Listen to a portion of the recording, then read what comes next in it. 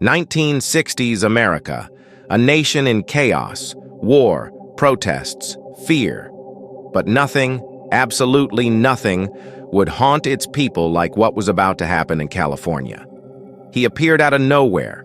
He chose his victims at random. And then, he sent letters to the world. He called himself Zodiac, a serial killer unlike any other. Part murderer, part mastermind, part ghost. He didn't just kill, he played with everyone. The police, the newspapers, the public. And his game has never truly ended. December 20th, 1968. A quiet road near Vallejo, California. A parked car. Two teenagers, Betty Lou Jensen and David Faraday, sit inside, unaware that death is already watching them. Moments later, the night explodes with gunfire. Both are killed.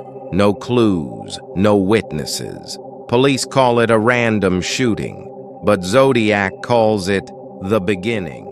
Months later, another attack. Another young couple sitting in a car near Blue Rock Springs. Bullets shatter the night once again. The girl survives, barely. Her description chills investigators. He wore a black hood with a white crosshair symbol on his chest.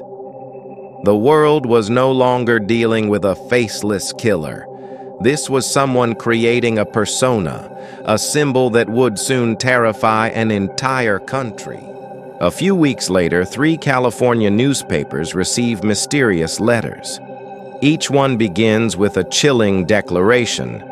This is the Zodiac speaking. Inside, pages filled with strange symbols, numbers, and codes, a cryptic message that, according to the killer, revealed his true identity. The letters also contained details only the murderer could know. He demanded his ciphers be printed on the front page, or he would kill again. And so, the press obeyed. The public panicked, and Zodiac watched amused as his legend grew. With every new letter, Zodiac became bolder. He mocked the police. He laughed at the fear he created. In one note, he wrote, "I like killing people because it's so much fun." Another time, he threatened, "I will shoot out the tires of a school bus and pick off the kids as they come bouncing out." The entire state of California trembled. Parents escorted their children to school with shaking hands. The media couldn't stop talking about him, and that's exactly what he wanted. Detectives across multiple counties joined forces. Dozens of suspects were questioned, but one name stood out. Arthur Lee Allen.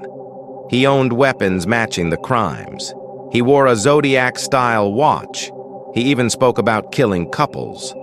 For years, he remained the prime suspect, but DNA evidence later failed to match, and once again, Zodiac slipped through the cracks, like smoke in the dark.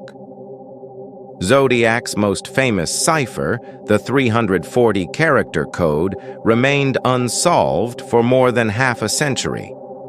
In 2020, over 50 years later, a team of amateur cryptographers finally cracked it. What it said was haunting. "I'm not afraid of the gas chamber, because it will send me to paradise all the sooner. No name, no real clue, just a chilling taunt from the past." 50 years later, and the killer's identity remains unknown. Maybe he died quietly. Maybe he's still out there. The FBI never officially closed the case. Every few years, new DNA tests, new theories, new suspects, but no answers. Zodiac wasn't just a man. He was an idea. A symbol of fear that time couldn't erase. Maybe he never wanted to be caught. Maybe his real goal was to make us remember him, to keep us guessing, forever trapped in his puzzle. This is the Zodiac speaking. Sound fades, only a faint heartbeat remains. Text slowly fades in on screen. Zodiac was never caught, and perhaps he never left.